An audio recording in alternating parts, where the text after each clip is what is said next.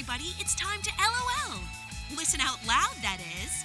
It's time for Anime Jam Session with DJ Ranma S., Mako-chan, and Ari Rockefeller. I think it's working now. I absolutely think it's working now. Praise the tech lords. Praise tech Jesus. And 50 bonus points if you know my reference to tech Jesus. Oh, gee. Getting everything up and running at the rate I was and starting early, I should have known. Should have known that. But anywho, yeah. God. Welcome to Anime Jam Session, episode number 534. We are that podcast that talks about anime, games, conventions, the fandom, the geek stuff, and everything in between. I'm DJ Ron Mess. I'm Ari Rockefeller. I'm Mako-chan. I'm Wild Spice. And how is everybody doing tonight? Yeah. Tired as hell. Yeah, I actually agree. Yeah. Yeah. Cold. What did you just say? Cold? Cold. Yes. I completely understand. No, I completely understand, and I feel your pain. Believe you me. See, if you have been a long-time watcher of the show, you know that these sheets are familiar. I put these sheets up during the summertime so I can keep whatever central air is in here while I stream, or else I will roast to death. Now it's the total opposite. It's like 23 degrees outside. My heater is here running in the background, keeping this area of the studio warm. But if I happen to open this, the heater will drop down to 59 degrees and it'll be cold in here. It's a nice, balmy 64, and I can't complain for right now. But on the plus side, at least it'll hit like 65 degrees by the end of the week. Oh, yeah. Take your vitamin C, folks. And your allergy meds.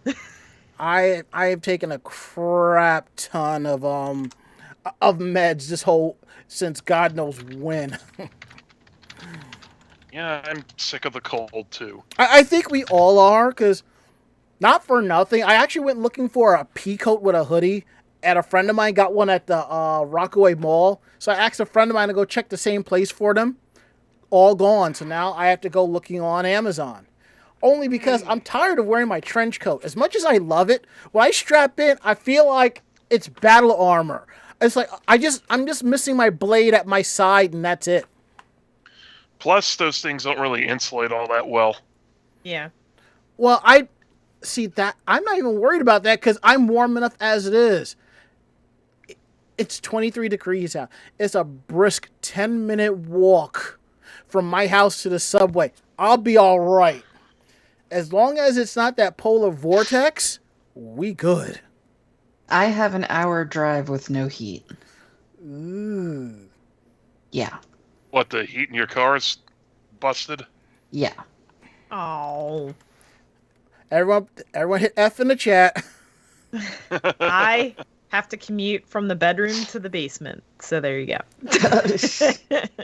To quote Tony Soprano's mom, "Oh, poor you." It's cold down here, so well, yeah. I get it. You're wearing your coat and your beanie. I totally get it. But what's kind of fucked up is, as cold as it is now, I think it's supposed to come up. It's supposed to go up to 46 tomorrow. I'm going to wake up at a pool of sweat, and the heater's going to tick in at 72, and I'm just going to be like, I'm going to need some water right about now. You know? And it has happened more than once. I'm just like, son of a bitch. Oh, man. I thought the groundhog didn't see his shadow.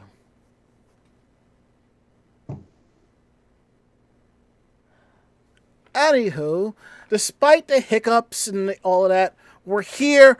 We're on the train. Let's just hope it doesn't derail. So, anywho, before we get into how was week and how was days. I want to let you all know we are live tonight, week of February 15th, 2022, right here on Twitch TV. Don't forget, February 15th is also a very important date. It's Half Price Candy Day. Yeah, all the candy sucked, though. Yeah, because all the good shit's gone by, like, the day before Valentine's. Yeah, I was very disappointed when I went in to Rite Aid today and there was, like, no candy. I'm kind of lucky. The one by me has decent stuff, so I get lucky around the holidays. Since I got to pick up my meds tomorrow, I'll swing by and see what they got. And the best part is... I still have to wait for Easter to get my favorite candy, the Cadbury mini eggs. Ah. I think for me, like... what's kind of luck... the one positive side of having a half of apartment, ice cold... I can just put all the candy and chocolates like right on my kitchen counter, and it'll stay cold. It'll stay solid, so I can't complain that much, you know. Yeah, they're so much better when they're frozen, especially the peanut butter cups. Oh yes, definitely. And there's talk of a groundhog that died. I know Puxswanny Phil died years ago, and they put another one in. I know Staten Island Chuck also died, and they replaced him with another one. So. Groundhogs only last about 3 to 6 years. The one in Jersey is the one that died, and died like 2 or 3 days before the season, which unfortunately they basically said that they didn't have a replacement because groundhogs hibernate. Typical Jersey. And when you know it, that's a bad omen. Not really. It's New Jersey. It should have been like, so what else is new?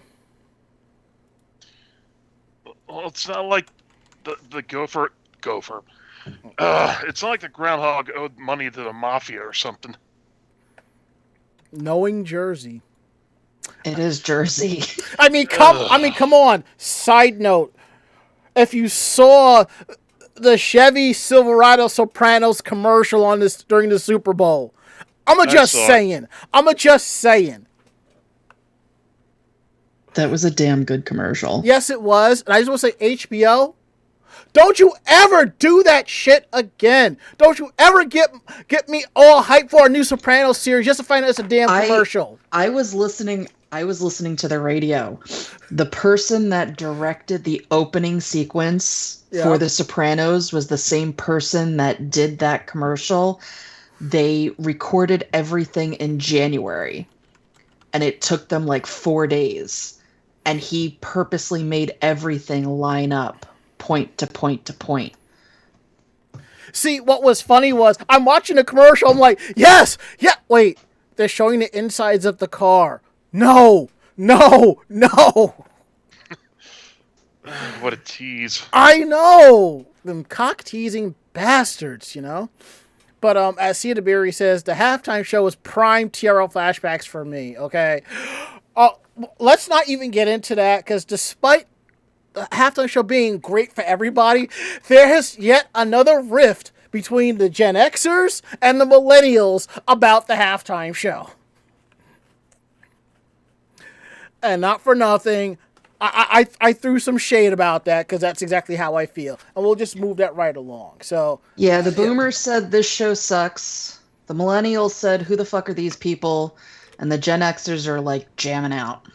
No, and then the boomers are like, no. The millennials are like, Kendrick, 50 Cent, yo! Gen Xers was like, hold up. Give me my Reebok for a second. And the Gen Xers are like, Snoop, Mary, Dre, Eminem. They walked so that Kendrick and co. can run. Stay in your lane, millennials. Stay in your lane. That's basically what it was. But enough about that. I could go on about that, but that's not why you're here, okay? So, anywho, Ari, how was your week? How was your day? Well, I got paid today. Ka-ching. And you were right about all the overtime I was working, helping out. Mm-hmm. But yeah, I'm finally glad to be back with my new computer setup. Yes. We talked about this a couple times. Basically, Ari came over 2 weekends ago, and we rebuilt his computer. We had to go. The only thing that you kept were the hard drives. Yeah. Yeah. We replaced the motherboard. We replaced the processor. Took out the sound card for the capture card. Replaced the case because the AIO wouldn't fit in there. But it's a beastly looking box. Oh, and Ari, it's a bread box. Yep. I call it the bread box. Believe it or not, those types of cases are what people call them. Don't forget, Wild Spice still has a bread box, and that's what she used to stream on. Well, that's what I will be using to stream, and I have to say, I tried a game or two earlier on in this new thing, which was like chuggy and jittery on my old machine. Mm-hmm. How it played on this one was just like mwah. Chef's kiss. I logged onto a MTG Arena, which I hadn't played in a while, so I just got a whole bunch of promo cards loaded into my case, especially with the new set coming out, Kamigawa Neon Dynasty. And I had talked about this, I sent a link to this in the chat earlier. I laughed my ass off when I saw the card previews, and one of the cards' name is "You Are Already Dead." Although the flavor text doesn't say what, so take what you can get. Still, but hopefully when I get the second monitor set up, so I can get what is it, OBS or something else to use. Once I get all that up and running, I'll be able to stream a lot more easily now. Yep. And especially with the new Final Fantasy VI remaster coming out, I'm so hyped for that. Yes. Oh, and I just realized I forgot to hit the recording button in OBS, but it's okay. Once the show is over, I'll just pull it from Twitch's servers and be like, figure it out. Anyhow. You did that last week too, didn't you? No, I threw it up there as is. I figured out what the problem was. Why? Or I'll get into that on my turn. Mako-chan, how was your week? How was your day? Not horrible. We did end up moving the new kitten into my office because she was not doing well having the entire expanse of the house to herself. She's never been out of the shelter. She was brought, as a very, very young kitten to the shelter. So it kind of freaked her out to be given that much freedom. Did the cat have that facial expression from the meme of the cat seeing all the snow? It says cocaine, lots of cocaine. No, I actually, she took to hiding, and I was afraid that she wasn't going to eat, that she wasn't going to, get back to use the litter box because she was hiding. Right. So we did find her. She was actually hiding in my bar. That's definitely your cat. So she's already getting acclimated to the place. No, that's just proof that's Mako-chan's cat. Yeah. That's what I meant. Yeah, so she's been in here now for about a week. It took her a while to actually start even just exploring this room. She still hides when I'm in it. She still hides when she hears loud noises. But she has been coming out. She's eating. She's going to the bathroom. She's doing what she needs to do. She has been on the bed relaxing, and I can tell that just because there's cat hair and things like that all over it. So I at least know that she is not permanently staying under the bed. I'm just hoping that, in the next couple of weeks, she will lose her skittishness and actually, come out when I'm in here. The problem is I can't have Damien come in here, so Since I've been in the office tonight, he has been running through the rest of the house, yowling, wondering where the hell I am. So, yeah, not a very happy Damien at this point. Where are you? Pretty much. I mean, it's bad enough that he has separation anxiety. So I come home from work and he's like, "Oh my God, you're home. Oh my God, you're home." It's like having a puppy. He's just right there and he's like, meow, meow, meow. So he's very glad to see you. He is. So I got to sit down and I ate and relaxed a little bit. And then I basically left him alone again. And he's not happy with me because of that. Because as soon as I'm done on here, I have to go to bed because I have work in the morning. Speaking of, my phone went through an upgrade. I have Android. Went through a system upgrade. And ever since that system upgrade, my alarm clock on my phone has randomly not gone off. So this morning was the second time that Damien had to wake me up so that I would not be late for work. So he actually woke me up this morning around the same time that I would actually be getting out of bed. So he knows your routine. Wait, he does. And it wasn't like the first time he did it. He actually woke me up the first time my alarm didn't go off. But he actually needed food at that point. So I think he was just hungry and realizing I wasn't getting out of bed. All right. So you mean to tell me after you got your update, which I also got, the alarm clock stopped working, so Damien is waking you up. Yeah, that sounds kind of sus to me. What, that Damien wakes me up? Yeah, when the alarm clock doesn't. It's like when the alarm clock doesn't work, Damien does.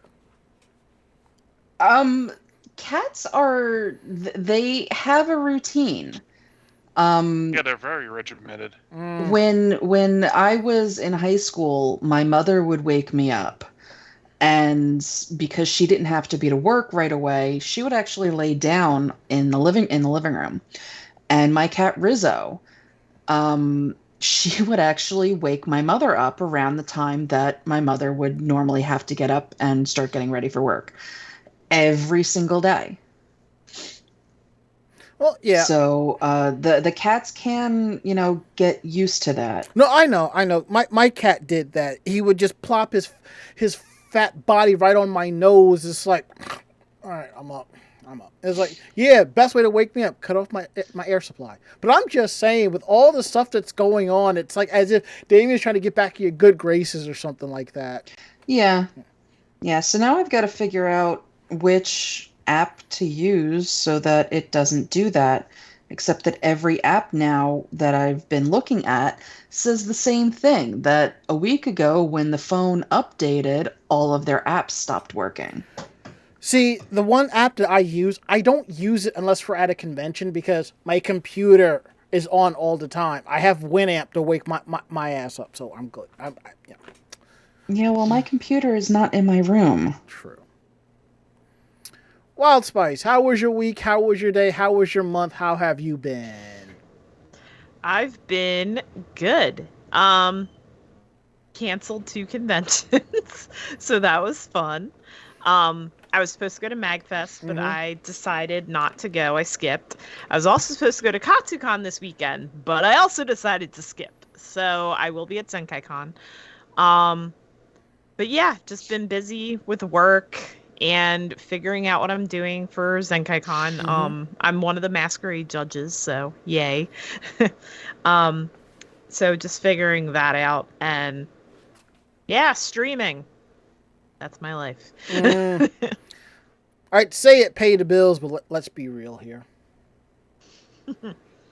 It pays for the one snack we eat on stream. Yeah, right. Cedar Beery says, Amelia meows at me every morning when it's time for me to get up, and I can snooze her, kind of, but there's a point where that stops working.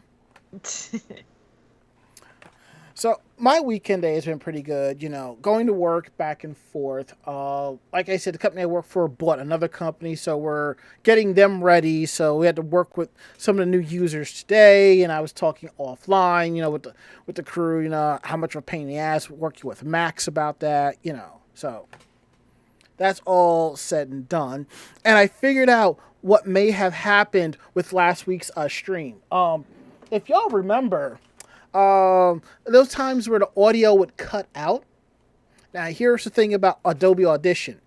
If the audio device cuts out, it just stops because it doesn't know what to do. Whereas OBS, it's like the show must go on. So that's why on the podcast and on the video, there's like audio gaps because what can you do? So I figured out most likely this was the culprit. This USB 2.0 cable. For those of you who don't know, I have a penchant for braided cables. So I buy a new device, I have a braided cable for it. Most of the time, braided cables are more durable and they last longer. Plus, most of the places I order them off of Amazon have a lifetime warranty, so I can contact them for a replacement. So I'm like, you know what? This is gold plated. I'll use this on the mixer. And the thing is, it kept cutting out for a few weeks while we weren't streaming, so I didn't think too much about it till last week. So I was like, well, damn. It's either the USB port, the cable, or the mixer. And I was like, I hope it's not the mixer because that's like $200. But so far, so good. No cuts out or nothing. So, yeah.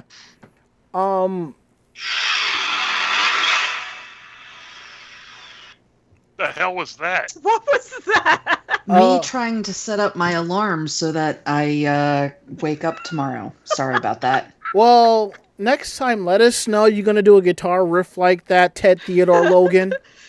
I thought she was setting up. I thought she was pulling back a Hot Wheels right next to the microphone. No.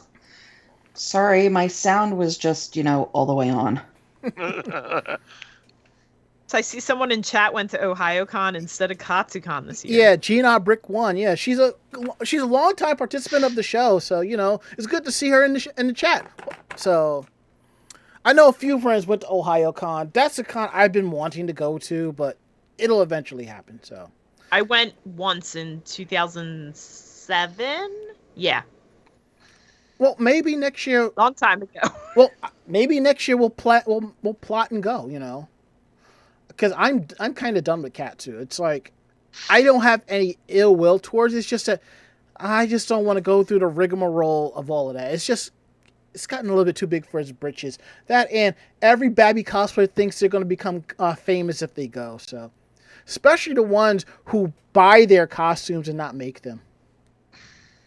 If anyone is going to KatsuCon this weekend in chat, be careful, stay safe.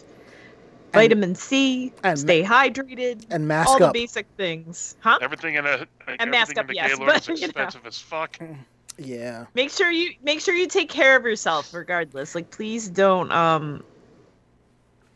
like spend the con be like, I'm gonna miss stuff. No, please. Take care of yourself and each other, and yes. Don't book back-to-back photo shoots. You'll miss the con. This has happened to people that I know. Yeah, don't do that. Don't do that. No. That's basically has been it. Things has been pretty good. Work's going good. I can't complain too much.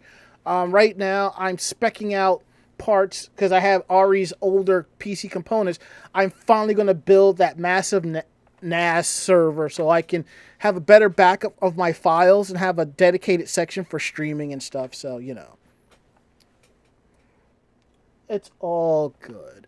We'll get into some housekeeping real quick. There we go with the delay. Thank you. Thank you, Surface.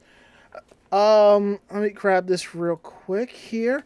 Don't forget, every episode of Anime Jam Session from last year to now is available on YouTube, right? If you miss any old episodes after 2 weeks, you can head on over to youtube.com/Anime Jam Session. Click on the link, Podcast VODs, and all the episodes are there. And don't forget to swing by the Pro Shop at vognetwork.com/shop. Awesome VOG merchandise, shirts, mugs, cozies, all that cool stuff. Definitely check that out. And don't forget, we have upcoming conventions. And just please remember, the list of these conventions can change at any different time due to the pandemic, the COVID-19 numbers, and so forth. So, just so you know, we will be at ZenkaiCon, March 25th to the 27th at Lancaster, Pennsylvania. And I don't know about the others, but I will be at RetroCon, September 24th to the 25th at Oaks Convention Center in Oaks, Pennsylvania. Wild Spice, you should join me. I don't know. I have to see what I'm doing. I might have I'm picking up back on weddings, so we got some weddings going on. And I realized that weekend might be the same weekend as our normal trip to the Seaside Heights for barbecue. So that's if they do barbecue this year. Yeah. Yeah. If they definitely do it, I will not be there because I'm not missing a chance to meet Venus Terzo and get my Ranma 1/2 art book autographed. Oh, if you're a cosplayer, I'll be at a ZenkaiCon doing photo shoots. So. Oh, Steph. That reminds me, I gotta pick up another speed light, and I'm actually investing in a new camera. I am getting for your computer? No, photography camera. No, taking photos camera. Yes. I am looking at getting the Canon M50, so. The best part is it uses the same batteries as my SL1, and I just need a lens adapter, and that's it, because let's be real. I looked at the prices of new lenses that I use for this camera. It's like double the price. I was just like, yeah, no, that's not happening. So, but I get it. Anywho, this is Geek Roundtable. This is the part of the show we talk more about our geekier aspects of our weekend day. So, Ari, what you got? I figured I'd ask everybody in the chat. You want to see what the new rig looks like? Yeah. Okay, it's I still haven't found a proper place for it because I plan on getting all new furniture for both, my desk and my bedroom. So, new bed, I'm basically well overdue for it. So here's the bread box itself, and in there you see the you can see the what is that? What's that part? Not the that's the AIO. That's the I don't want. That's the fan. That's the pump. Cooling unit. That's the pump. Yeah, the pump. Yeah, what you see. Certainly. Because of IQ and Corsair, I can just click one of the mouse buttons and switch profiles. So, I got the Boros colors there.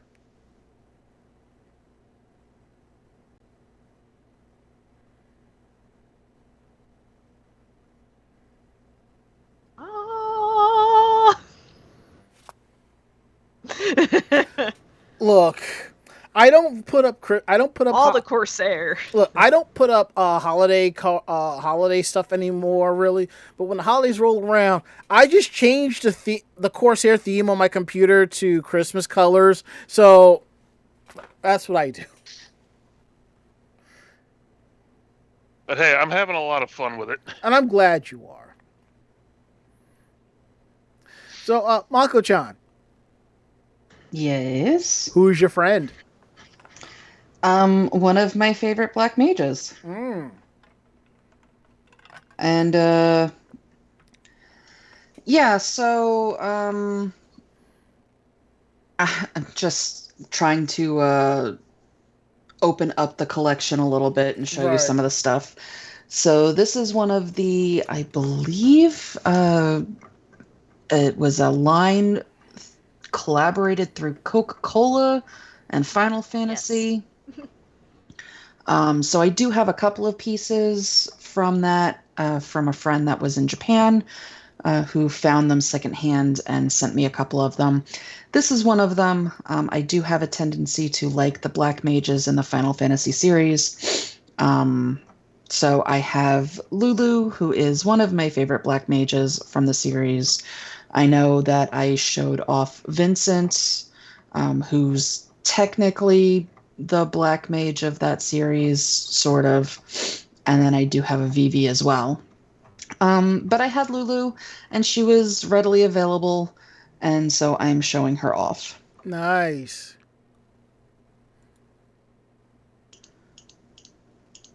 And it does look like the Queue by the Sea is in the Seaside Heights calendar, and it is set for the 17th and 18th. Oh. Nice. So you are lucky. Verily. However, I don't know what's going on because I have to dog sit at some point one weekend in September.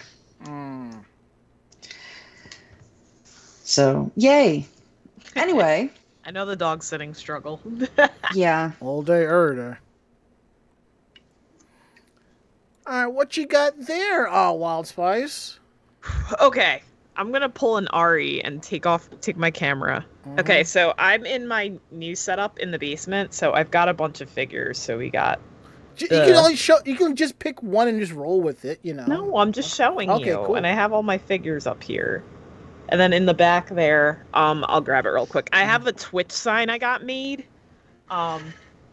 It was actually an oops somebody made. So see, it's got a little, it's made out of resin and stuff, but it has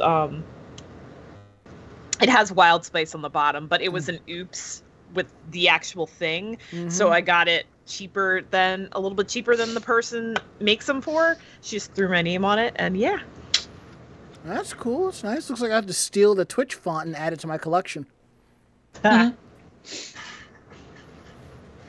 All right. So, I'm caught up with My Dress Up Darling. You know, I'm really enjoying that series. It's basically the cosplay anime, and all cosplayers should watch it. There was some drama that popped up about that, but let me just say this. Cosplay is for everybody. Cosplay however you want and just have fun with it. And that's all that really matters. So, preach. Caught up with Demon Slayer. That was really good. And I'm not sure if I showed off this Hatsune Miku figure. Like I said, I'm not the biggest fan of Hatsune Miku. I mean, I played the games and I have a couple of them. It's just not really my cup of tea. But there are some things I do like. There are a couple of figures that's my aesthetic that I enjoy, like the 50s Hatsune where she's dressed as a 50s roller girl working in a diner. And nice. I've got this one here. It's her wearing a Chinese style dress, you know. And I thought it was really cute.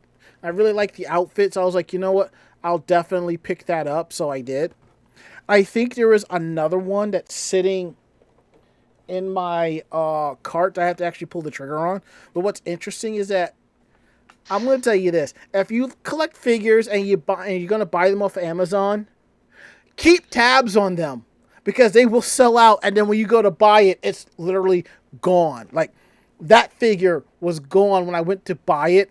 I had to go to Amazon Japan to buy it, and that ran me $60. And if you remember a few weeks ago, the Yohane figure that I got from Japan, that was $150 brand new. And if you go on eBay, it's going as high as $400. My friends found it brand new in the box for $150, and I didn't even have to pay for shipping. I was just like, bless. So, you know. Figures get pricey. Oh, yeah.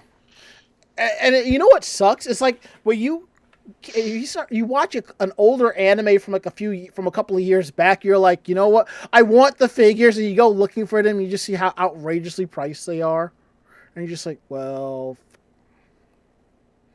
like I started watching Fate Stay Night, all of them. I'm like, you know what? I need a couple of Fate figures. I go looking, I'm just like, well, you know.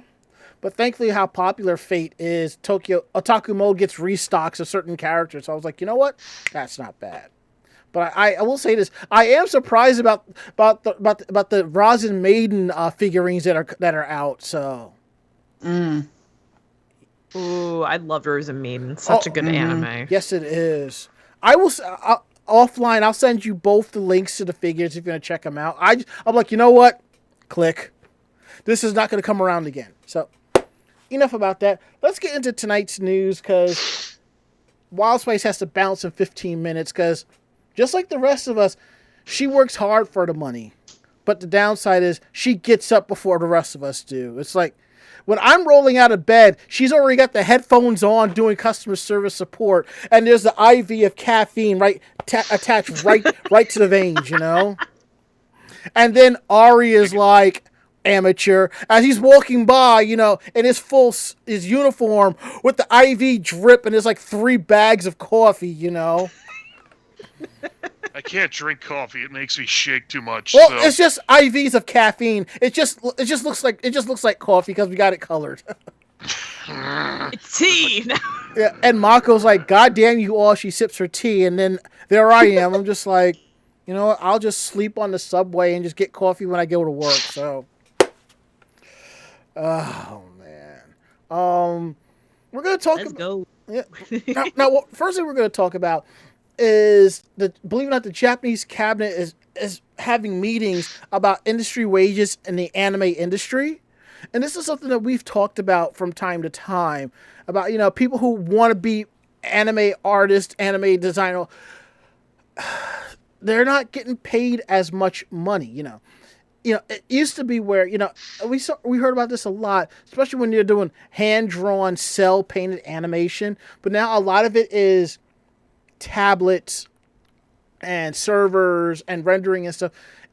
It's gotten better, but the stress of it is still there, you know, and people aren't getting paid what they're owed for the most part, you know. So this happened in a meeting about a couple of weeks ago. Assembly member Hiroyuki Moriyama asked the following question: I have heard that wages for animators in China are an order of magnitude higher compared to Japan. Are you aware of this situation? In response to that, the cabinet speaker brought up the JACA. It's the Japan Animation Creators Association, or some like to call it JANICA. They brought up their 2019 report that tells that the average income of the industry has been rising, but younger people in their 20s are underpaid as a group. So basically, the work on this, the Agency for Cultural Affairs is investigating on-the-job experimental training programs aimed at young talent. In the response, Assembly member Moriyama stressed that overall wages might appear to be rising. The entry-level wages for people in the early 20s is as low as 1.1 million yen.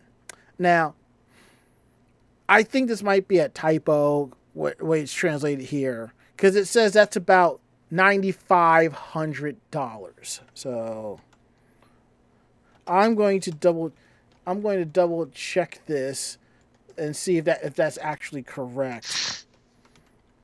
Yen, 1.1 million yen. Well, yeah, that is correct. 1.1 million yen is equivalent to $9,500. That is not a lot of money. And anybody that does that with that type of money, they must have a love for what they do and much respect on that. Now, Fullmetal Alchemist Brotherhood director Yasuhiro Ide, who is a representative for JANICA, commented on the exchange, what was going on, pointing out that the average yearly wage was used in context also includes the amounts earned by directors and producers. JANICA's focus is the in-between animators and key animators who earn around 1 million yen a year. Nevertheless, he does see worth in comparing the average wages across industries and hopes to keep working to provide more accurate and nuanced data through surveys in the future. Due to the dangers felt by makers and production companies, as well as changes in the animators' consciousness, reforms are starting to take place, but there's still a lot more work to be done. The Japanese Government Agency of Cultural Affairs launched its Young Animator Training Project back in 2010 with the aim of fostering the growth of domestic animation studios and tackling the concern that more of Japanese animation processes is being outsourced overseas. The project has spawned such works as Little Witch Academia, Death Billiards, which inspired the Death Parade anime, and Angaku Shoujo. The anime shorts train young animators on the job as part of the Agency of Cultural Affairs Young Animator Training Project.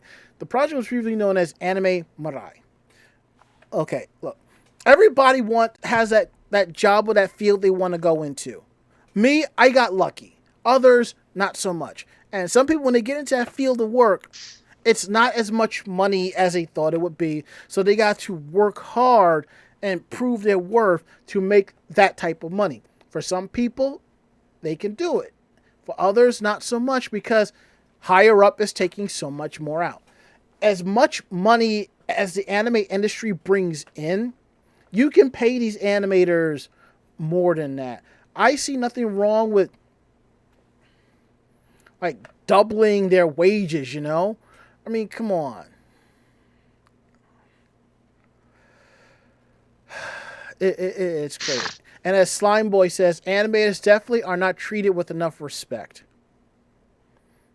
So true. So true. You know? I mean, you bring in $9,500. No, that I can understand if you're living at home, but if you're on your... No, that's not... No. No. That's... I make... Wow. After taxes, I bring home 5 times as much money as that. That's just sad. I hope these animators start getting paid what they're worth, so... And everybody drink up. Mm-hmm. Now that we got that out the way. So much hydration. Yep. Thankfully, the restroom is right behind me. Anywho, Mako-chan, 2-for-1 fandom special. Yeah, so, let me get into that. Mm-hmm. So, we know that there's been some updates with the Universal Studios Japan, and it seems that one of those updates is an update in the Sailor Moon and Case Closed inspired treats. Mm-hmm.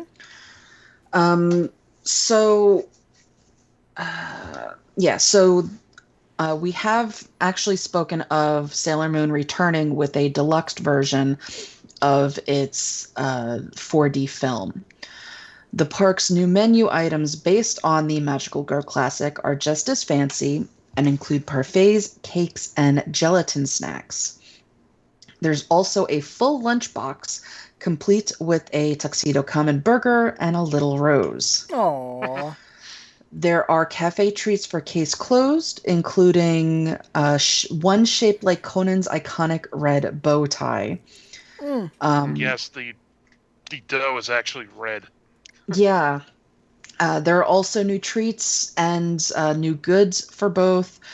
So there are hair bows, model cars, and take-home treats for Case Closed, and hair bows, towels, and henshin items for Sailor Moon. So this is going to run from March 4th to August 28th. Also on the docket are attractions based on Hunter x Hunter, Attack on Titan, and Monster Hunter World.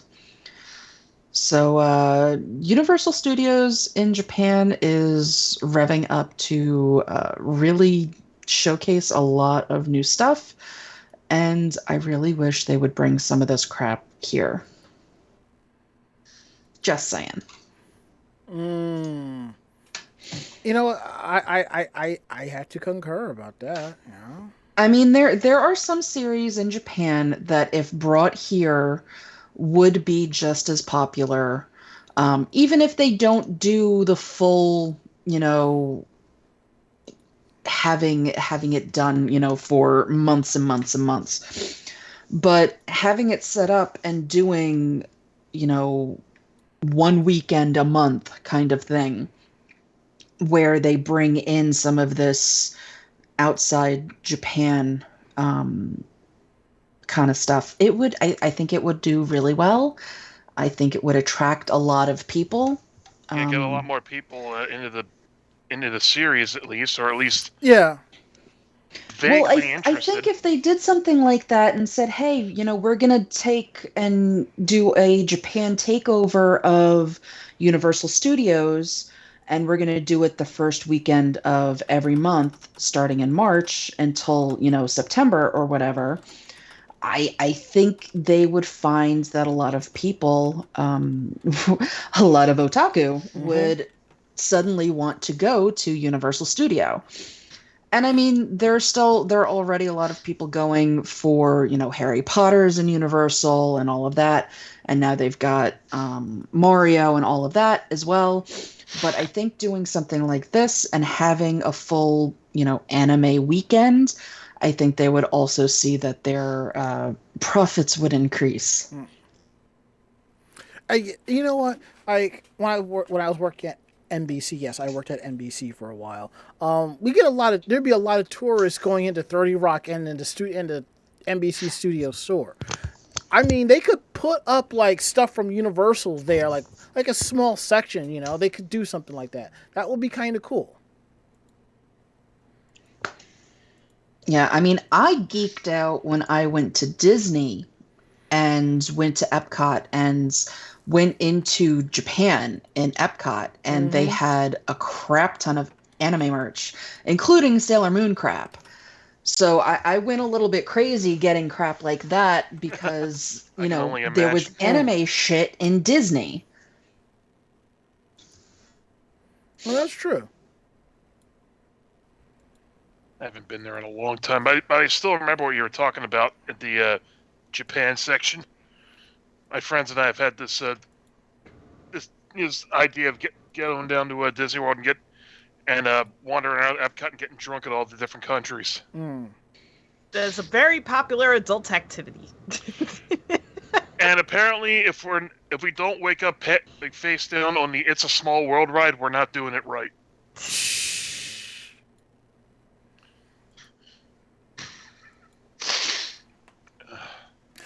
I know I said I was supposed to be going. I was planning to go to Disney, but my connection there is leaving, so it's like, well, so much for that idea. Yeah, I want to head back down there. I have a friend that still works in the area and is able to get me into Disney and Universal. I don't think I would take her up on that, but I would definitely want to go at least hang out with her. But I haven't been down there since senior year of high school. Gotcha. Yeah. And as Slime Boy says, give the people what they want: cute food and anime-themed cafes. Hell yeah. Mm-hmm. Okay. Next up. I won't tell you the last time I was at Disney. No. Don't tell us the last time you were at Disney. I'll beat you. I worked there too. Well, I interned there, but yeah. That we also knew. I could just imagine the stories you have, but we don't have time for that. That would be a podcast episode. I know. So. You need to do your you need to do your article and go to bed. Yes, let's go. All right. So we got this. We got Godzilla, Evangelion, Ultraman, and Kamen Rider. 4 really cool things collaborating in Shin Japan Heroes Universe project. Ba, ba, ba. So Shin Japan Heroes Universe, a collaboration project between the 4 films that Hideaki Anno has created. So Shin Godzilla, Evangelion 3.0 plus 1.0, Thrice Upon a Time. Shin Ultraman and Shin Kamen Rider has launched. The project's official website has opened up with a main visual newly drawn by Mahiro Maeda. This stream project is launched by Toho, Kahara, Suburaya Productions, and Toei, transcending the boundaries of the companies because of the connection with the films bearing the name Shin in its title. Starting with Shin Godzilla in 2016, Evangelion 3.0 plus 1.0 Thrice Upon a Time, that is a long title, was released in 2021. Right? Yeah, it's a really long title. Then Shin Ultraman is set to be released on May 13th, 2022, and Shin Kamen Rider will follow in March 2023. A wide range of events and projects, including merchandising, are being planned for the future, and more information will be announced on the official website soon. I will link to that in chat because there's a photo there.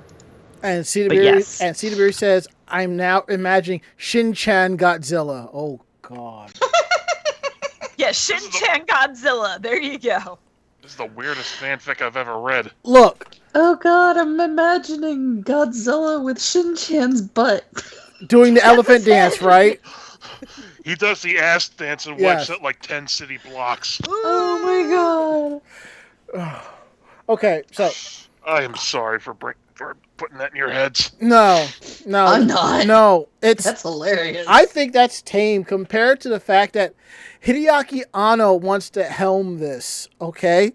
This is the man who got so pissed off at the Eva fandom that he killed Rei Ayanami, and the fans were like, more! This is the same man who put the screws to the English dub cast for the redubbing of Evangelion, okay? And he wants to do this? Oh my god. To be fair, fuck Rei Ayanami, she sucks. Well, the fuck part did happen, so... Fly me to the moon. There was a Super Bowl commercial for, like, investing in, like, crypto or something like that, and it actually played... Yeah, I saw that. Yeah, song. I saw that. And I tweeted that, you owe Evangelion an apology, motherfuckers. And I see it in here, he says, get in the robot, Shin-chan. Get in the robot! But you know what? The fact that Anno is putting this together like a new Heroes Universe, I only have one thing to say about that, really. Congratulations! Congratulations! Oh, God. Oh, God. Okay, we need to look into that later. Slime Boy says, is this the same guy who bought all the Rosalina amiibos because he hated her so much? I don't think so, but this is a man who worked on Ava while going through a nasty divorce, and the fans gave no fucks to him about his divorce. They were just eating up Ava like it was red Kool-Aid. Okay? Drinking it up like it was red Kool-Aid. So, yeah. So, yeah. That's a trip and a half. And on that bombshell, Wild Spice is gonna peace out. Everyone wave bye-bye to Wild Spice. Bye. Bye. Bye. I'll see you all later. Have a lovely rest of your night. Stay hydrated. We will. All right. Bye, everyone. Bye. All right, now that she's out, I am going to... Let's see. What's the next story here? Mine. Yeah. I got this one. All right, go ahead and take that. I'm going to go put up Wild Spice's logo for everyone to see. It's actually nice. Okay. A premium set of sake for comic book fans is now shipping in the United States. The Bleed Them Dry limited edition collector sets features exclusive new artwork by Yoshitaka Amano, the guy who does all the artwork for Final Fantasy. Mm. It's based on Vault Comics' Bleed Them Dry, a Ninja Vampire Tale comic book series. The artwork first issue is the cover art for the limited special edition of Bleed Them Dry, released by Kinokuniya bookstores in the U.S. in February 2021. The Ultimate set offers customers a private interview with Amano are currently sold out, but the following sets are still available. The BTD collectible set, one box of a premium sake, black and red, a print with the BTD sake illustration with digital autograph, and a video message from Amano introducing his vision for the sake collaboration. The Bloodthirsty Vampire set is the only thing that's different is there's 3 pins usually featuring his BTD sake illustrations. And the Eternal Vampire set, limited to 30, by the way. You get the the sake, the pins, the video message, and an autograph board signed by Amano. And he's really looking forward to the Bleed Them Dry Japanese sake brand launching in the U.S. And orders began in November. They are exclusive to customers based in the U.S. through the Takasen online store.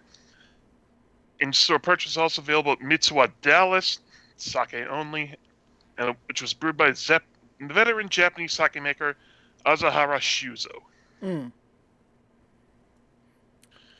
But I'd love to get this sake. I didn't have to go down to freaking Texas for it. That reminds me, Mako, did you ever get your hands on that Pride sake we talked about a while back?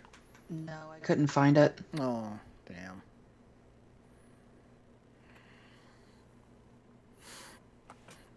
I wonder if the local Mitsuo by us might have a couple cases of it.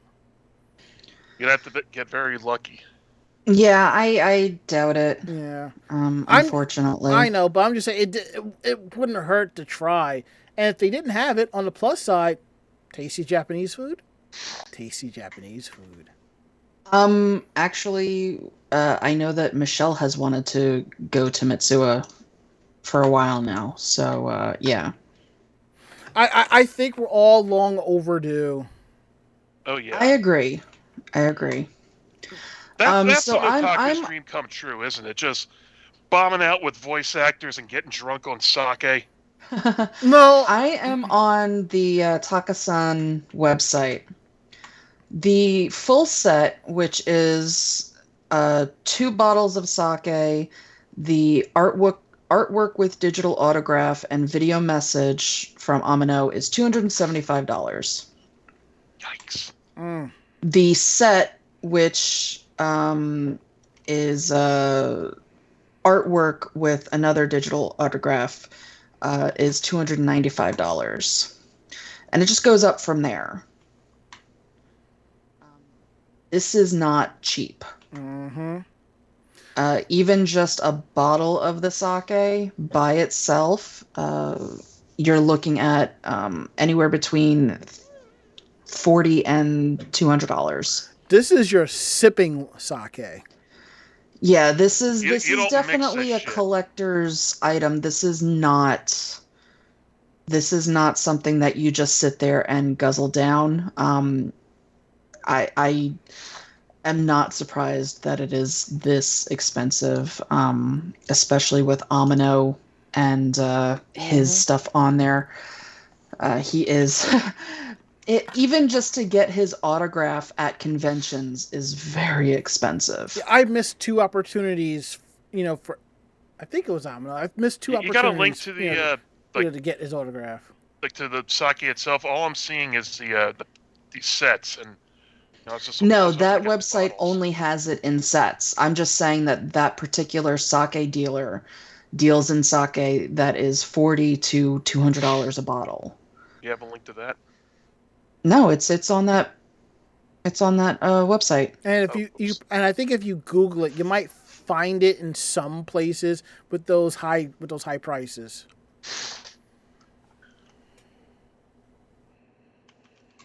Yeah, I freaking love Amano's stuff. I am a fan because he does the Vampire Hunter D art. He does the art for Final Fantasy when it's the concept art. He's done art of David Bowie. So I'm very much a fan of his art. But to try and get him to sign the Vampire Hunter D art book that I have is never gonna happen because his signature is very, very expensive. I can only imagine what he charges. Well, I do know the last time he was in town, it was at Anime Boston both years, and if you didn't mind waiting 3 hours for a free signature. Yeah, the fact that was free surprises me because most conventions, I think the last convention that I saw him at, signature was $150. But you gotta understand, at the time, that was the norm. You go to an anime con, and you got your free signature. You go to a comic con, you paid for the signature. Now that's basically has changed, and you got fans that are pissed off about that. And you know what? I understand it, and I get it. But that means the guests have a lower appearance fee, which allows the convention to have more guests. Personally, I don't think it's a big deal to spend $20 to $25 on a signature. I've done it. I have friends who are voice actors, and I have paid for signatures from them. So. Yeah, I'm on eBay currently, and the cheapest that I can find his signature on, I mean, granted, these are on lithographs, but the cheapest I've found so far is over $400. Good Lord. Yeah. Some of these, if they're limited lithographs, are in the $1,000 ranges. Like this one I'm looking at is almost $7,400. Jesus. That's a whole lot of money. Yeah, this one, one of the Vampire Hunter D lithographs is almost $800. Okay, I'm feeling my balls go inert now. It's kind of funny though, you know. I have sat there and said, you know what?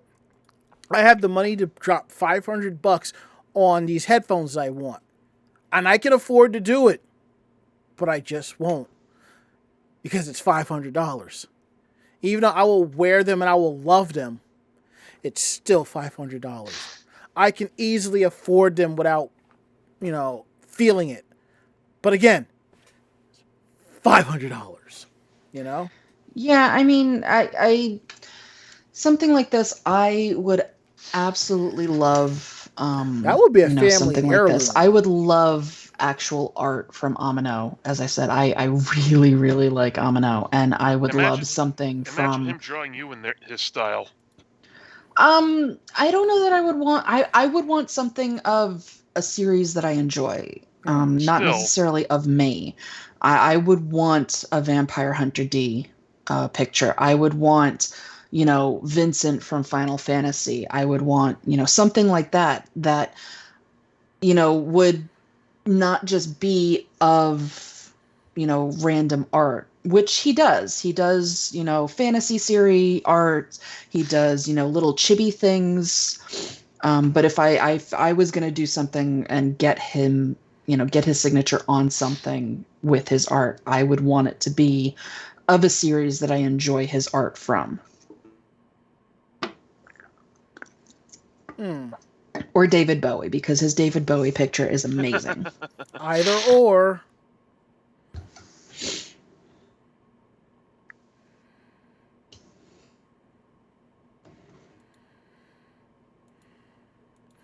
Let's see. I believe the next one is on you, Mako. Yes. Yep. Going back to talking about what people really want being cute food and anime cafes. It looks like Tokyo is getting an Eternal Shojo Cafe, which is going to basically hit the 90s nostalgia. So it is going to be called Eternal Shojo Cafe, and it's opening up in Tokyo. It does look like it's only going to be, you know, kind of like a pop-up.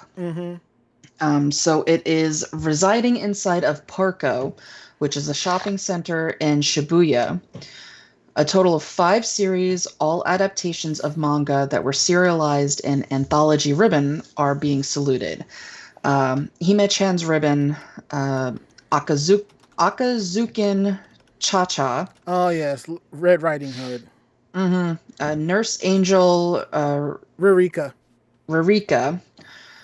Kodomo no Kodacha. Omocho, or Kodocha. Kodacha. And Full Moon o Sagashit. I love Kodacha. Yeah, so all the diners will receive, all the diners will receive one of 2 placemats to keep. One with the series protagonist, and one the other where they're joined by select members of their supporting cast in super deformed proportions. They are really adorable placemats. For each series, there's a selection of themed food and drinks.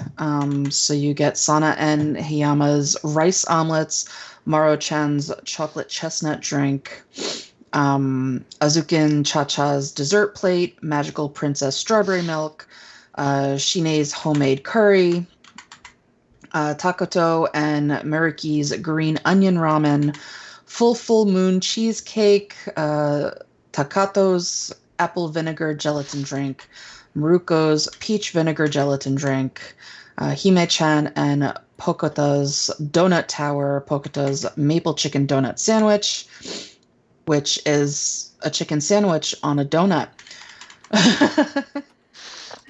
And it goes on from there. There are parfaits, there are drinks, all themed to these 5 different shoujo anime.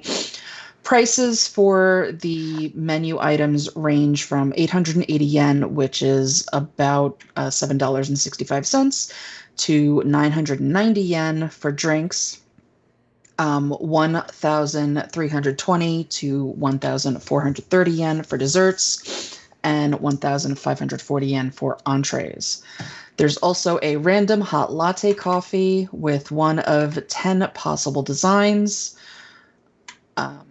They are of the little characters. And as always, by the sacred law of Japanese anime-themed cafes, each drink order also gets you a random character art coaster with a whopping 17 in total.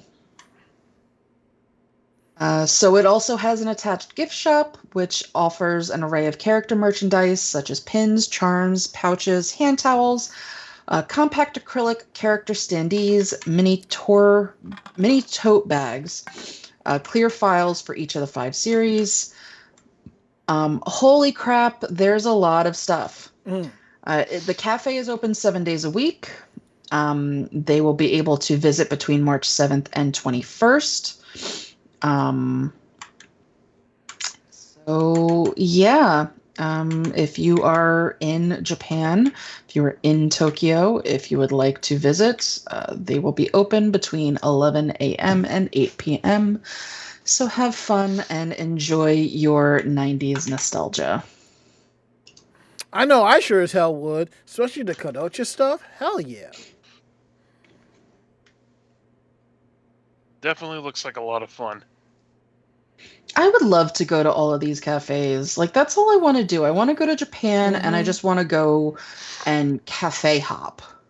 See, I would do that, but I would have to just hit up like a corner ramen shop, at least 2 or 3.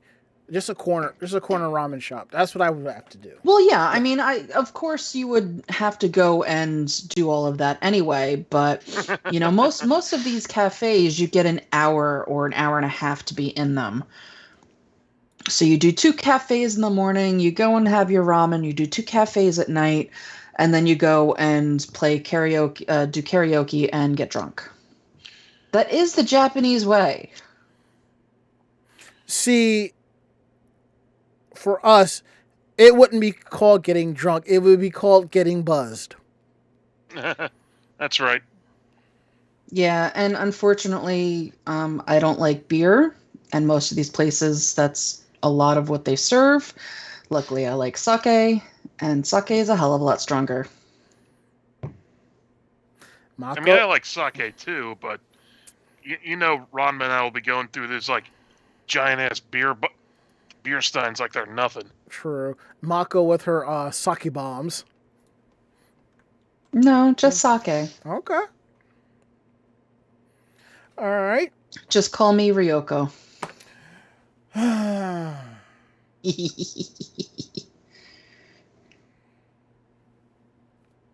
Okay, Washu. And our last story of the night, before we get into strange news from Japan, we're going to talk about Sunrise Animation. If this thing will actually update. There we go. Looks like the studio, home to basically Gundam and Love Live, is being renamed. Now, here's the thing. The studio Sunrise was founded back in 1972. It had a few respectable hits in its early years, but as time went on, we hit to 1979, and it was a project that they worked on and started airing, the original Mobile Suit Gundam TV series. Now, it wasn't an immediate success, but the fan community eventually proved it to be an amazing series. And from that point on, Sunrise has done several Gundam sequels and spin-offs and other titles, such as Cowboy Bebop, Division of Esclafone, Outlaw Star, Inuyasha, and Gintama. In short, Sunrise has built up a lot of goodwill among anime fans, and yet it's about to get a new name. Back in October, Bandai Namco, a Sunrise parent company, announced that it will be merging Sunrise and 2 other entities into a single company. That merger is coming up in April, the customary beginning of the business year in Japan, and this week Bandai Namco announced Sunrise will cease to be an official company name, and the new organization will be known as Bandai Namco Filmworks. I don't like it. That company just keeps getting bigger and bigger. Yeah. They're merging Bandai Namco Core Arts and Bandai Namco Core Arts Marketing together. In terms of management, though, it seems more like the 2 other companies are being absorbed into Sunrise, since Sunrise CEO Makoto Asanuma will remain in the top position at Bandai Namco Filmworks, since Satoshi Kawano and Yoshitaka Tao, the current heads of Bandai Namco Core Arts and Core Arts Marketing, will see their roles change to Executive VP and Senior Marketing Director, respectively, at BNF. That's what I'm going to call it from this point on. BNF. Bandai Namco Filmworks. I predict sooner rather than later, we're going to get Heihachi Mishima piloting a Gundam. I give it a few years before they drop that name and go back to Sunrise.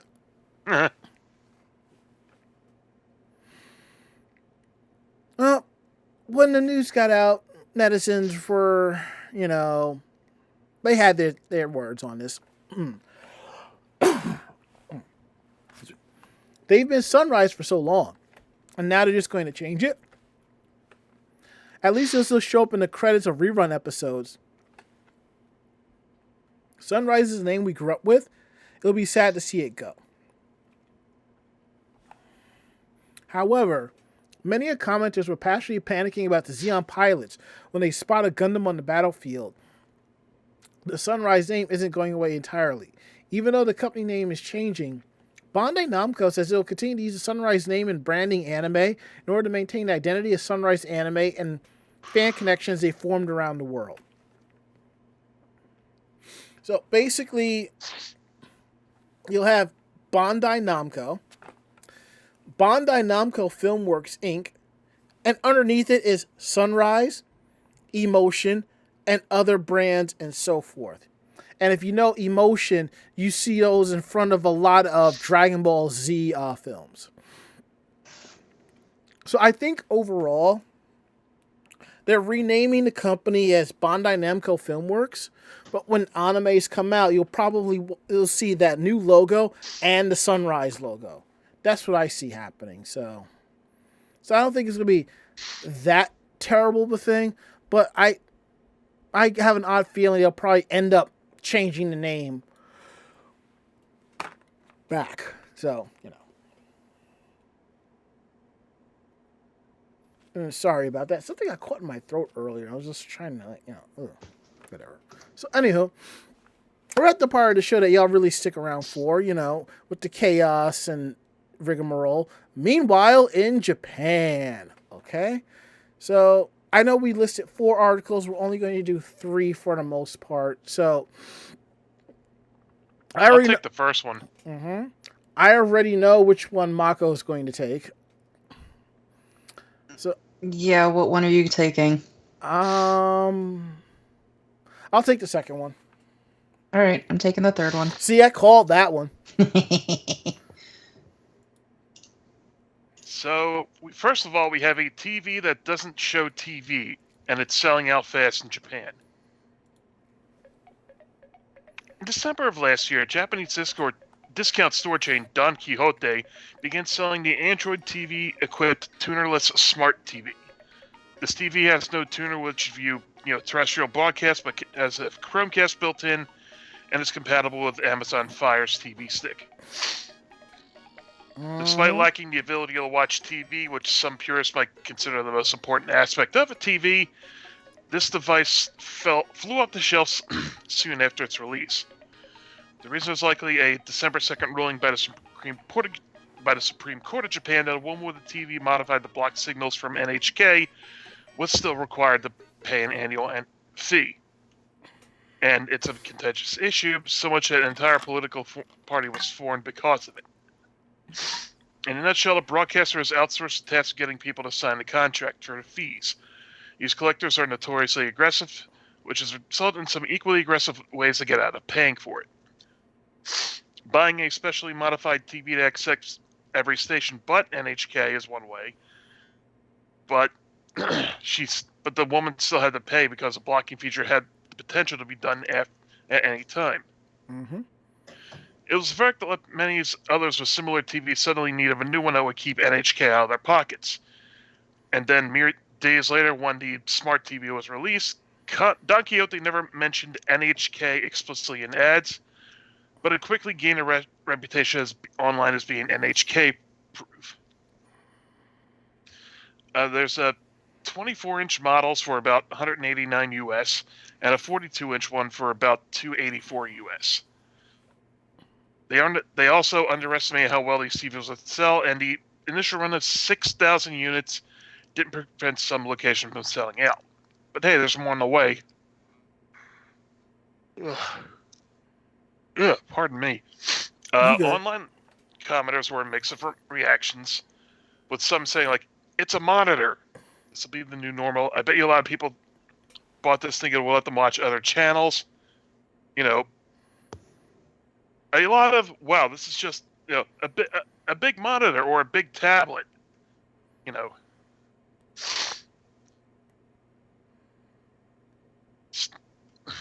But yeah, people are really getting behind this. All right, basically, think of it as a smart TV without the tuner aspect.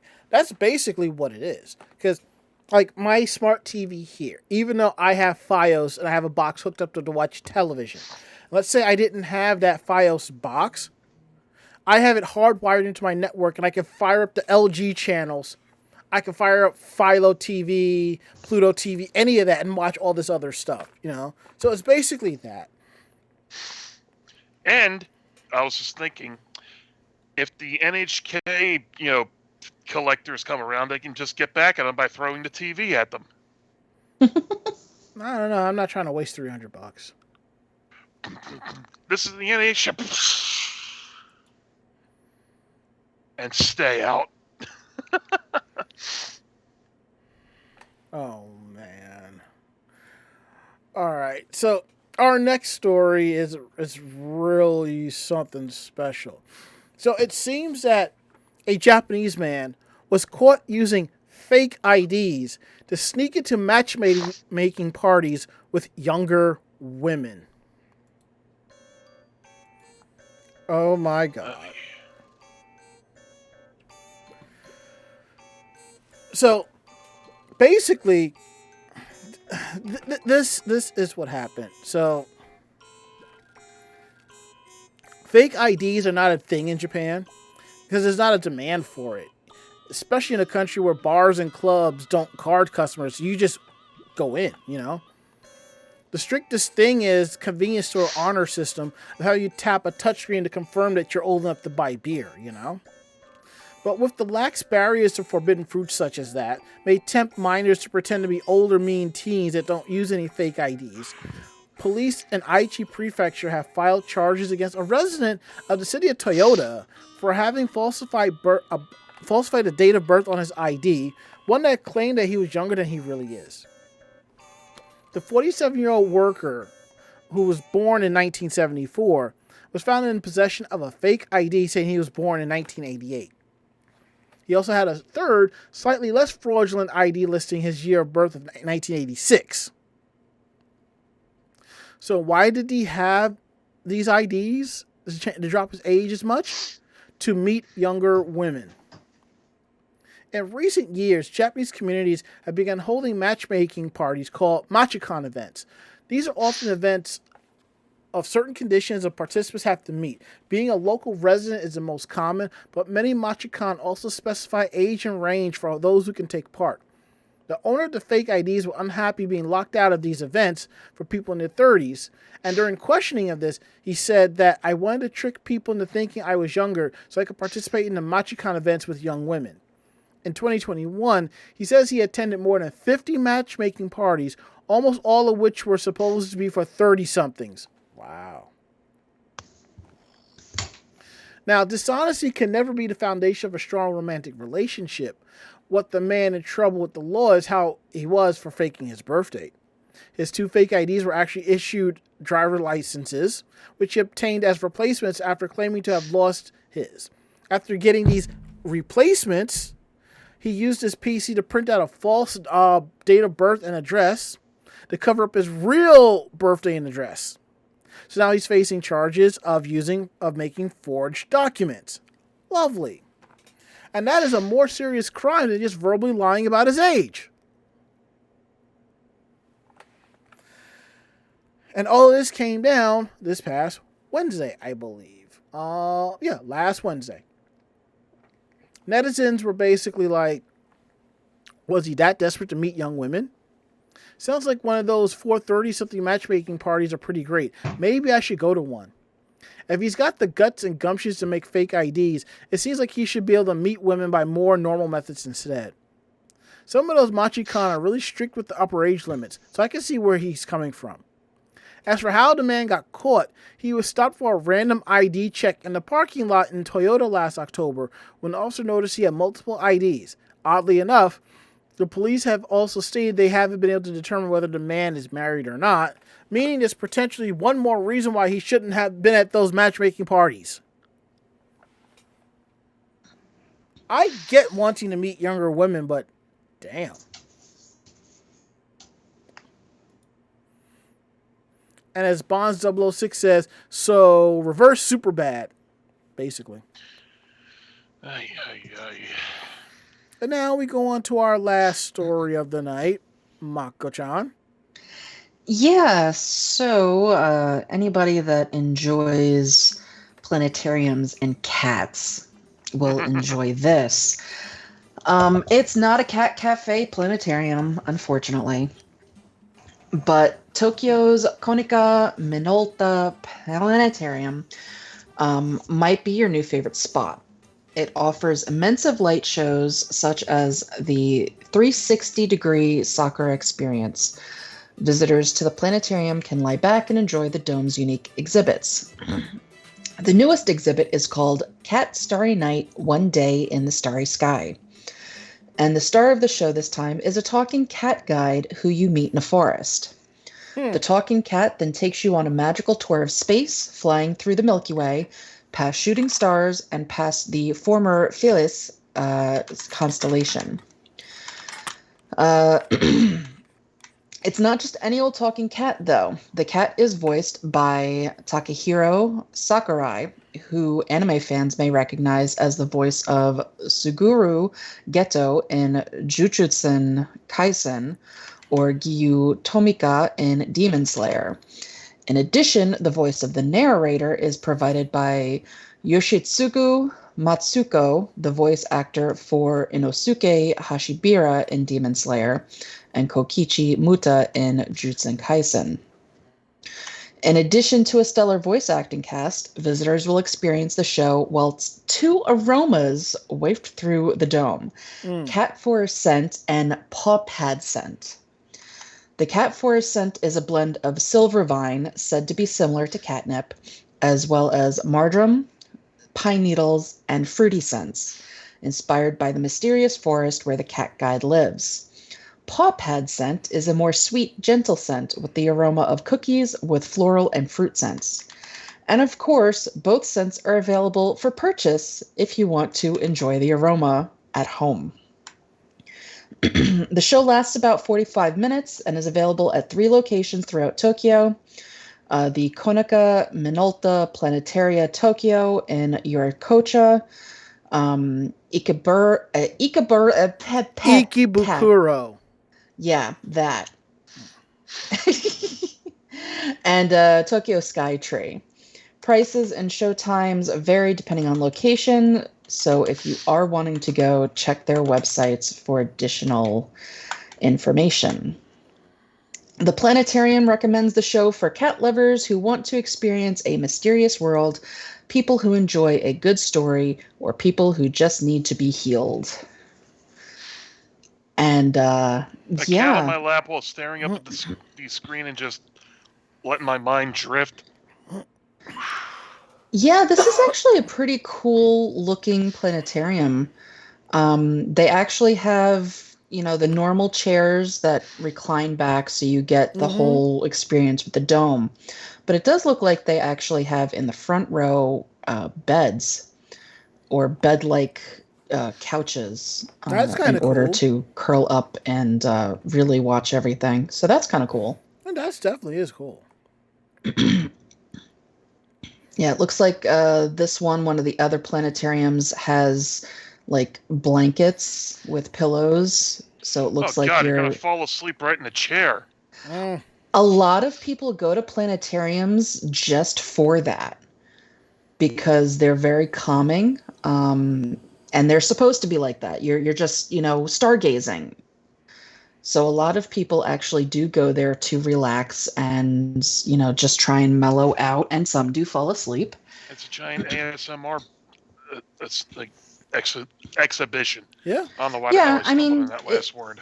Obviously, it depends on what kind of program you're watching. If it's an educational one where you're going to have nothing but some guy, telling you what's going on and what you see, obviously that's not exactly what you're going there. But a lot of planetariums just have the night sky and you see the constellations and the galaxies and things like that. And it's just gentle music playing. So, I mean, it is there as a way to escape and relax.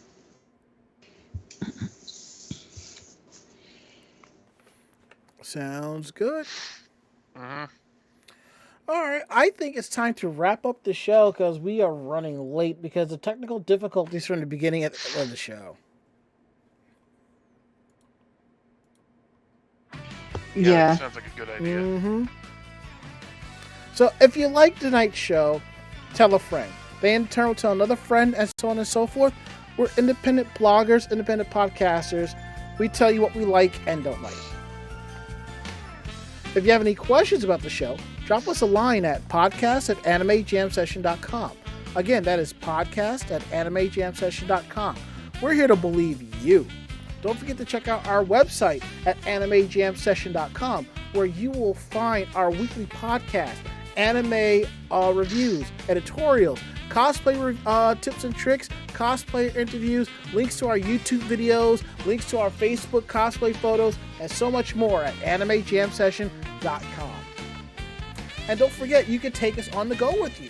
Whatever you use for downloading podcasts, you can check us out there. Google Podcasts, Apple Podcasts, Spotify, iHeartRadio, TuneIn Radio, Stitcher, you name it. 10 years of podcasting, definitely check it out. And don't forget to follow us on our socials. It's Anime Jam Session on YouTube, Twitter, and Facebook. So follow us on those so you know when we have photos going up, videos going up, articles when we're going live. And I want to let y'all know, this week you'll finally see all of my Anime NYC photos. After tonight's show, I get everything done, I will start uploading them. So definitely be on the lookout for that. And down below is our tip jar. You can click on our link to our Ko-Fi, our stream elements, and throw us a few dollars if you like. Throw us some bits. We would appreciate that too. And it looks like auto hosting is back, so auto host us, spread the good word. We'd appreciate that. It's the little things like that. And let's see, I think that's it for that. So now we're gonna go around the room. Last words. Ari. I have 3 days of work until my vacation week hits, and they're going to be the longest 3 days I have ever felt, it feels like. Last words, Mako-chan. I'm tired, and I do not enjoy my morning commute. I don't enjoy mine either, but I feel you. My last words, uploading photos, ice cream, and watching anime. Yeah, I think that's perfect. So that is it. End of list. We'll be back next week with a brand new episode. It'll be me, Mako, and Ari. So, yeah, I think that's it. So, I'm Ranma. I'm Ari. And I'm Mako-chan. Great fight, great night. See you next week. Good night, everybody. Night. Say goodnight, Mako-chan. Good night, Mako-chan. Perfect. Awesome. We'll see you all next week.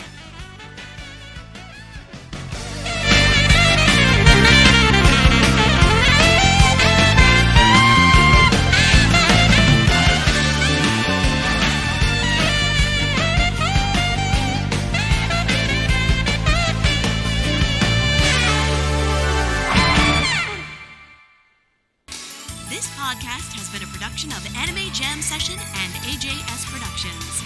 No fanboys and fangirls were hurt, maimed, shot, electrocuted, or pistol whipped in this episode. For now. The views, opinions, and thoughts expressed on this show do not reflect the staff or the network as a whole. But we're still right, damn it. For transcripts of this episode, start typing. Check us out at animejamsession.com and vognetwork.com for more information about us and other programming. Jamatane!